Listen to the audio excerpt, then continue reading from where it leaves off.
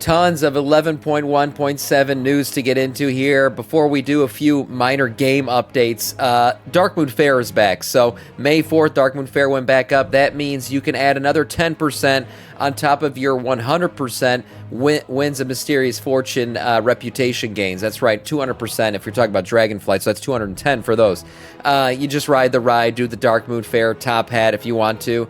A good way to add an additional, some additional grinds or lessen the grinds of reputation for you. A new green astral cloud serpent has been data mined for 11.1.7. We don't know what this means just yet. Obviously, a nice little variation on the cloud serpent that we've seen before. This thing's not going to load.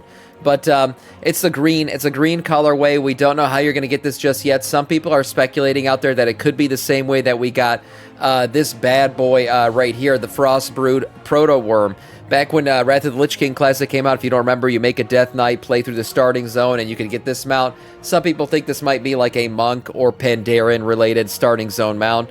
Would be cool. Nice little way to get people to play Mists of Pandaria Classic, at least off the start. Definitely something that I'd want to get if they made it available.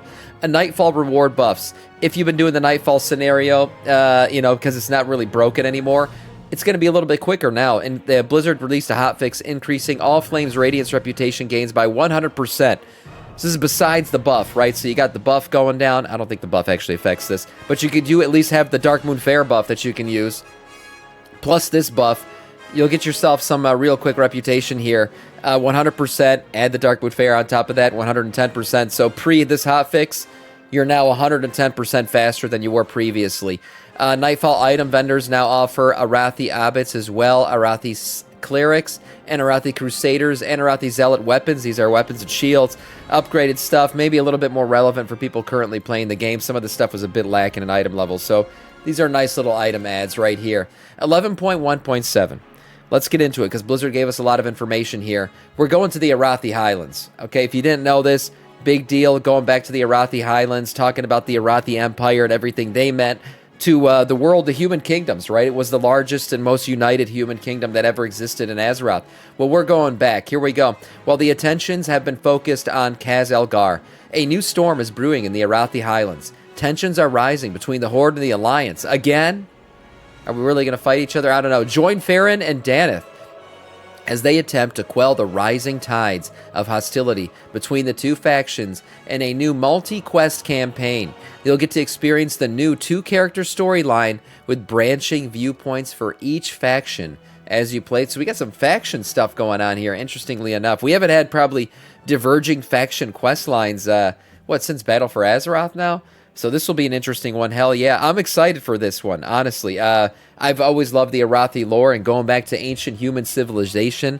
Obviously, something to do with the Hallowfall people and potentially the Light Emperor on the other side of Azeroth could be a post, World Soul Saga expansion thing. We'll see.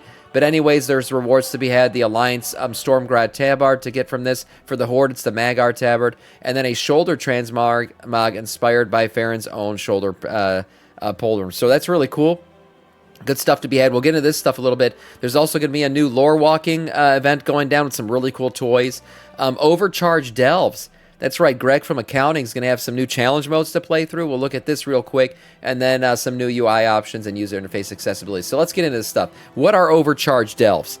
Well, Greg from Accounting is going to be dealing with some Mythic Plus in Delves. That's what this sounds like, at least. So, in the new Legacy of Arathar preview, there is a whole new challenge system called Overcharged Delves, featuring additional rare enemies, more traps, and a trait tree, alongside new rewards, including an upgradable Titan's Durable Information Securing Container, which is a new belt. This kind of looks like the new Cersei Circlet of the expansion, or I should say of the patch. What is this? Your spells and abilities have a chance to turn you into a lightning rod, striking random enemy targets within 40 yards with, a bunch of damage over 3 seconds for 15 seconds. So I guess this is going to be a best-in-slot belt for everyone. So not only are they giving us these Overcharged Delves, but they're going to make people beyond just Greg from Accounting do them. So interesting choice here. What are Overcharged Delves? Well, let's see. The thing is about to become even more dangerous, la-di-da. There's going to be specifically Delves in rotation. We're introducing a new Delve-specific affix to 6 different Delves to push you to new feats of heroism. So here we have your 6 delves that are going to be included here. You'll engage with rare new enemies, traps, unlock traits. So there's going to be some kind of trait tree here. Selecting the right traits can turn the tides of traps by making them more beneficial rather than a detriment to your own progress. Interesting. Okay, so I guess we're getting some kind of seasonal delve thing here. I don't know if anyone's really excited about this. I kind of like delves for the casualness they added to the game, where you could just kind of run in and go brain dead and just do the thing. I don't know if I want challenge mode delves, and I don't know if I want a specific item that forces you to go do delves as a best in slot belt item. Mouse over the link and read the item, or look. I saw it. Okay, I saw it, but I just like to mouse over. Jesus. How about that Pistons game? Oh, look, the Pistons did fine. They did fine. They overachieved. They did great this year. We're not going to get into that. I'm getting into the damn belt. Okay, the belt. I'm not sure about it. I'm not sure how I feel about it, a best-in-slot belt. I mean, it's going to give us a little bit more power, but it is pushing you kind of into delves, into the seasonal content here. The belt itself, I believe, is, 678 item level, increasing to 694. That's a high item level for everybody in the game right now. So, it's going to be a best-in-slot for everyone. This version of it is plate here. Obviously, they would have to have a cloth version, leather, all that for everyone else. We'll see. But for now, they aren't mandatory. It's an addition to existing delves, talking about these powered up delves. So we'll see if you have to do those to get this durable belt or something else. But interesting, overcharged delves coming in 11.1.7. And this. I released a video back in BFA.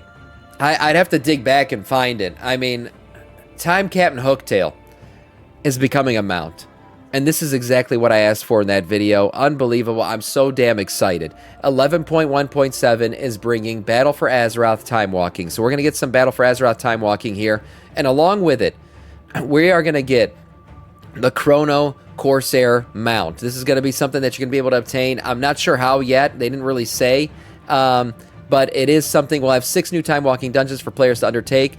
We'll have Altazar, Freehold, King's Rest, Shrine of the Storm, Temple of the Sethralis, and Waycrest Manor. Players can shop at the new Battle for Azeroth vendor, where you can get, I believe, this new mount. So, damn. I mean, I've been wanting this forever. Time Captain Hooktail finally giving us something to be really excited. This is a freaking badass mount. An infinite dragon pirate mount. This is why I wanted it. I needed it, and now I'm going to get it. I'm definitely doing Timewalking. And interestingly enough, this is not the only news that's coming out of Timewalking, but this Timewalking event has revealed the launch date for 11.1.7. So buckle up, boys. We're about to go straight into it here. Let me pull up the calendar. So here, if we look at the calendar, Turbulent Timeways right now, if we look at the Turbulent Timeways event, it is set to launch on June 17th, okay? June 17th in the in-game PTR calendar is the date for launching Turbulent Timeways. Turbulent Timeways is an 11.1.7 event, okay? If it launches on June 17th, that would mean this patch has to hit on or before that date. Interestingly enough, June 17th is in fact a Tuesday, okay? June 17th is a Tuesday, which would mean, and it's also 8 weeks post the April 22nd launch here of 11.1.5. Yes, so that would put it right here, June 17th, the launch of 11.1.7 would make a lot of sense. And then if we look from there, 8 weeks later, from the June 17th launch, you just go 8 weeks here. We got June 17th, putting us at 21, 2, 3, 4, 5, 6, 7. That could mean August 5th, boys, could be the launch of 11.2. If we look 8 weeks beyond June 17th, August 5th would give us a Season 3 launch date of 11.2. Interestingly enough, also lines up with the calendar right here of it being kind of a summer event, right? That I think this is what's going to happen, guys. Personally, I think this lines up really nicely. August 5th, giving us the launch of Season 3. That would mean we're getting an expansion reveal before the end of the summer, which would typically be, end of summer solstice, September 21st, 22nd would be where these dash lines line up. So August, probably September, early September, we're going to get an expansion reveal for Midnight. Yeah, so this is all lining up real nice. It's Sam's favorite, though. What is Sam's favorite? What are we even talking about? Shadowlands Timewalking? No, please no. So lining up, as I said, expansion reveal for midnight, September, and then you follow the 8-week cadence here. It kind of takes us all the way until the end of the year. If we keep going 8 weeks at a time, you're going to get some December launches here, some September, October, I should say, launch here, and then November, December launch here, leading us right into the end of the year, meaning a midnight expansion potentially taking us into a January, February timeline, very early 2026, and then obviously Legion Timewalking could also happen here. All of this seems highly likely now with this lineup. As I said, Turbulent Timeways is the one that gave us the little leak here of when this is all going to launch. Interesting. So War Within Season 3 likely launching August 12th, with 11.2 August 5th. Yeah, we always know there is that little delay there for the season launch. So looking at it all, kind of excited for the way things are lining up in terms of how the timing is going to work out. Now, going back into lore walking and what that means, the new lore walking quest, we mentioned that was another feature of 11.1.7, giving us some really cool toys. There's going to be a couple quest lines to work through. For lore walking, Zalateth's reward, you will get a little toy that allows you to hear the whispers of Zalateth that people used to hear back when they were Shadow Priests holding the weapon. These whispers will last for 1 hour. Every time you kill something, you'll hear Zalateth whisper something sensual into your ear. And then Lore Walking Ethereal's reward, you can become the Lore Walker himself. That's right. You can become, I should say, the Locust Walker himself. So this toy will transform you into Locust Walker, and then probably the coolest toy of all, become Arthas Menethil. Playing through the Lore Walker Lich King, the reward will give you an Arthas Menethil transformation toy. You can become the Lich King, the one, the handsome, the beautiful Arthas Menethil himself. So really cool stuff there. And then finally here, we're not sure what this is all about, but we see recolors of the redone Tier 2 sets coming out for 11.1.7. For some reason, they are attached to the patch notes here. We don't know exactly what this means. This is a really small image. But we do know that these recolors are being put into the game. How we're going to get them, why we're going to get them, what we're going to get them for, it's all to be determined. But we see this kind of red colorway, a lot of red versions of all these sets. And then we also got another version here. Looks like more of a teal blue sets here. So for these, how we're going to get them, I have no idea. But these have been added to the game, and they're going to be something interesting to look at going forward. And that is really all in terms of news.